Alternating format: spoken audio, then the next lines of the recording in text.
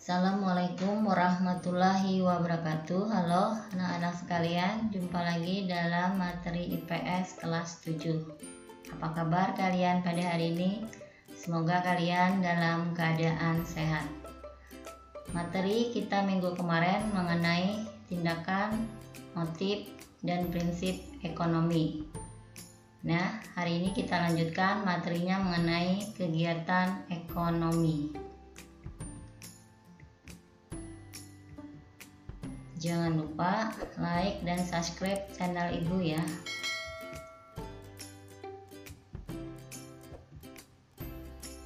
Materi kegiatan ekonomi dengan tujuan pembelajaran yang pertama, menjelaskan kegiatan ekonomi. Yang kedua, menjelaskan kegiatan produksi. Yang ketiga, menjelaskan faktor-faktor produksi. Yang keempat, menjelaskan kegiatan distribusi. Kelima, menjelaskan tujuan distribusi. Keenam, menjelaskan kegiatan konsumsi.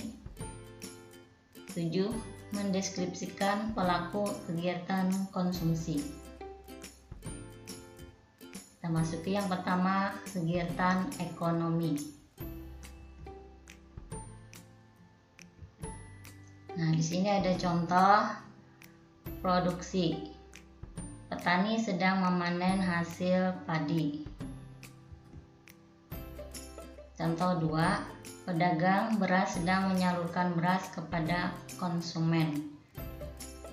Contoh 3, konsumsi menghabiskan nilai suatu barang atau jasa.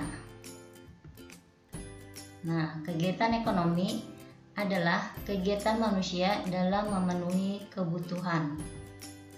Kegiatan ekonomi dalam sehari-hari terdiri atas produksi, distribusi, dan konsumsi.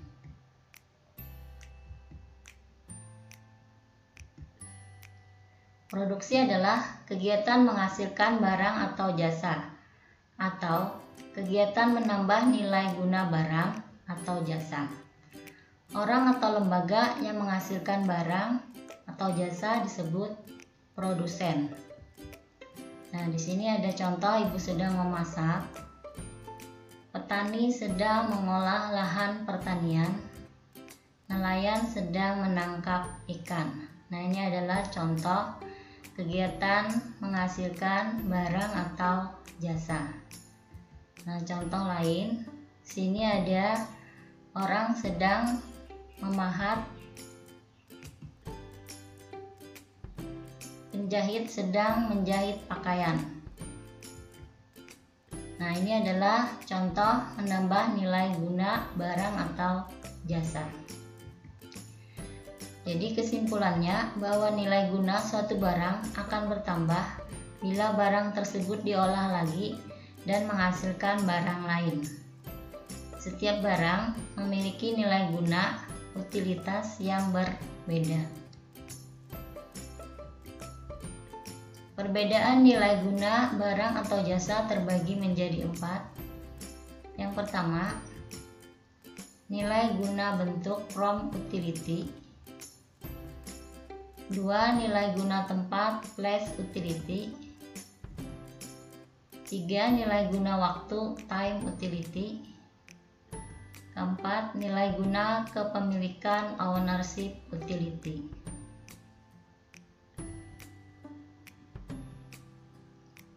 Perbedaan nilai guna tersebut dapat dilihat dari A, nilai guna bentuk from utility, yaitu suatu barang akan memiliki nilai guna apabila telah mengalami perubahan bentuk. Nah, contohnya di sini kedelai akan memiliki nilai jual lebih tinggi jika diolah menjadi tempe. Yang B, nilai guna tempat place utility. Nilai guna suatu barang akan lebih tinggi karena perbedaan tempat. Nah, contohnya pasir kalau sudah dibawa ke toko bangunan.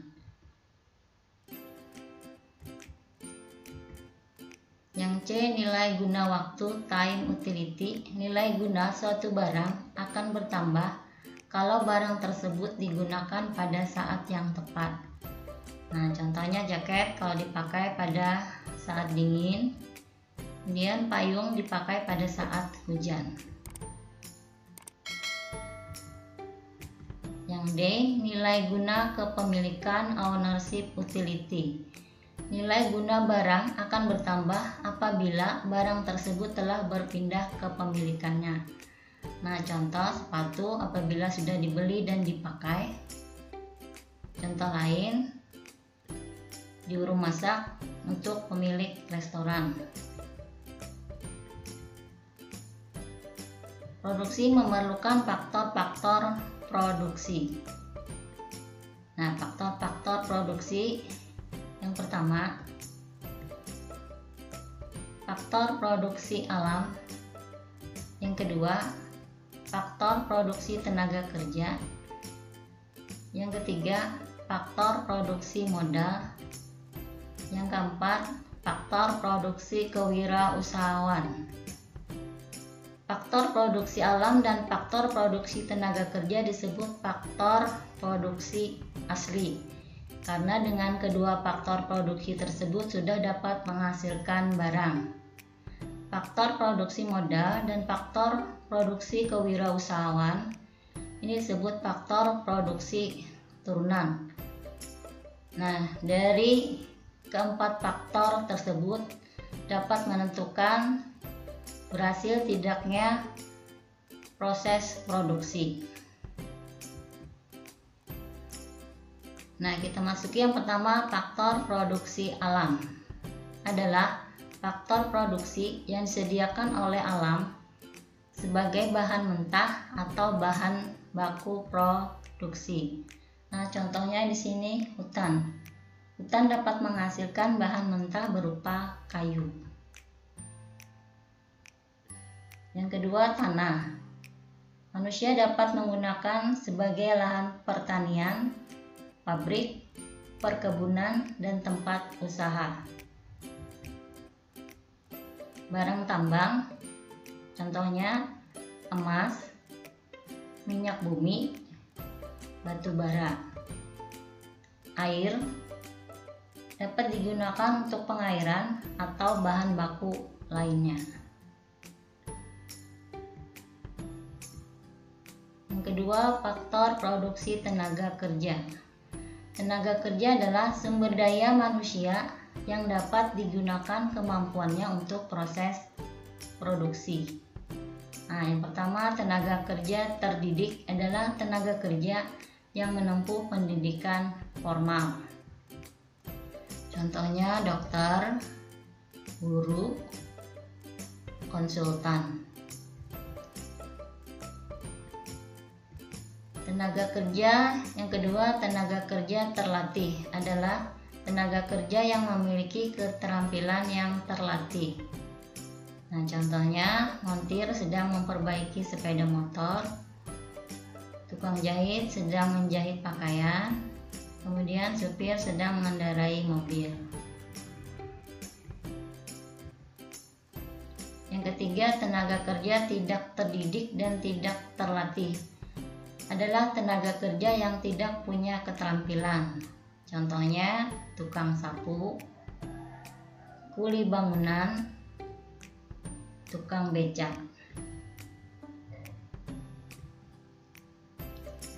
Yang ketiga, faktor produksi modal. Modal adalah segala hasil produksi yang dibuat manusia dengan tujuan untuk menghasilkan barang-barang atau jasa-jasa lain. Nah, contohnya di sini ada uang, mesin, pabrik atau bahan mentah lain. Yang keempat, faktor kewirausahaan. Kewirausahaan adalah kemampuan seseorang atau beberapa orang untuk menyatukan semua faktor produksi agar dapat menghasilkan barang tertentu. Nah, contohnya daur ulang barang bekas, kemudian membuat mainan anak-anak.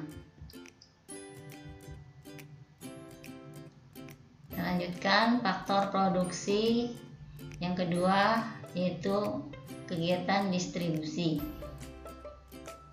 Nah, truk sedang mengangkut semen. Nah, ini merupakan contoh distribusi.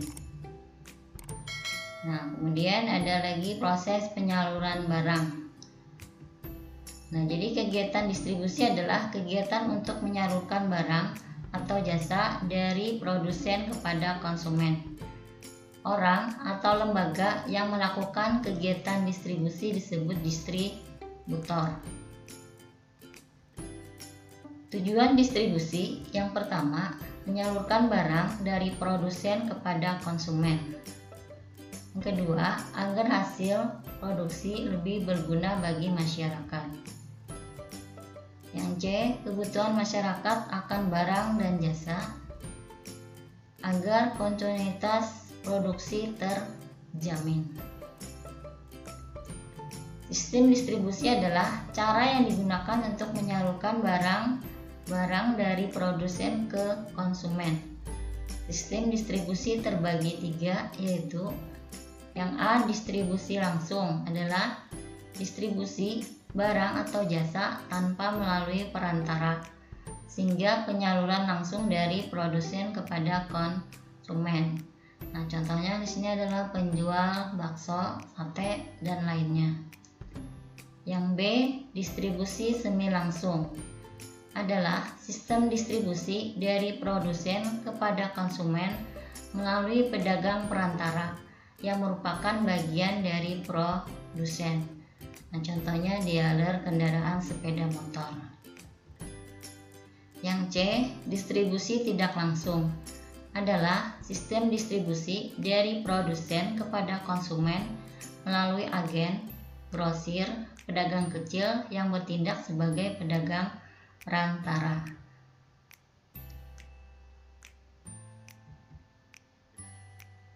Nah, kegiatan konsumsi.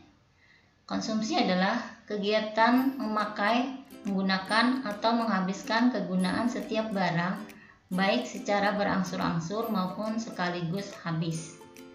Orang yang melakukan konsumsi disebut konsumen. Nah, contohnya di sini menghabiskan makanan dan minuman. Nah, ini termasuk ke dalam kegiatan konsumsi.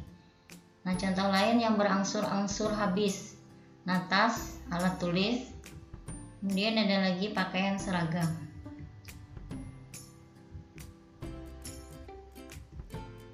Pelaku konsumsi ada 3. Yang A, kegiatan ekonomi rumah tangga keluarga.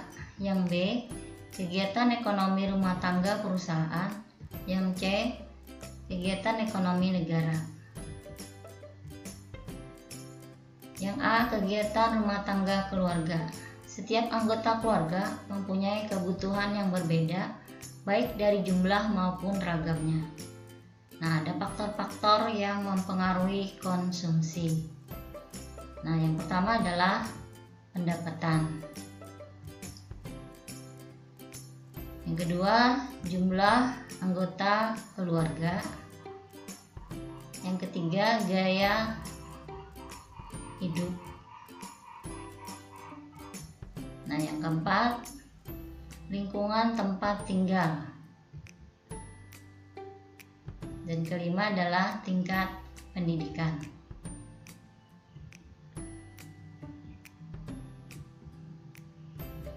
Yang B, kegiatan ekonomi rumah tangga perusahaan. Perusahaan merupakan tempat berlangsungnya proses produksi. Pada saat memproduksi barang, perusahaan ini memerlukan, nah, di sini bahan baku. Yang kedua, tenaga kerja. Yang ketiga, modal. Nah, perusahaan dapat menekan biaya produksi dengan membeli atau menggunakan bahan baku yang murah, menggunakan tenaga kerja yang terampil, atau dapat juga menggunakan teknologi yang tinggi sehingga dapat menghasilkan barang dalam jumlah banyak dengan kualitas yang baik. Yang C, kegiatan ekonomi rumah tangga negara. Konsumsi negara bertujuan untuk memenuhi atau melayani kebutuhan masyarakat. Biaya yang digunakan untuk konsumsi negara berasal dari masyarakat. Negara setiap akhir tahun membuat rancangan anggaran dan belanja negara yang nantinya harus disetujui oleh DPR. Nah, hal ini dilakukan agar pengeluaran pemerintah dapat sesuai dengan kebutuhan dari masyarakat. Nah, ini adalah contoh lembaga negara DPR. Nah, demikian materi mengenai kegiatan ekonomi. Semoga bermanfaat. Ibu akhiri. Assalamualaikum warahmatullahi wabarakatuh.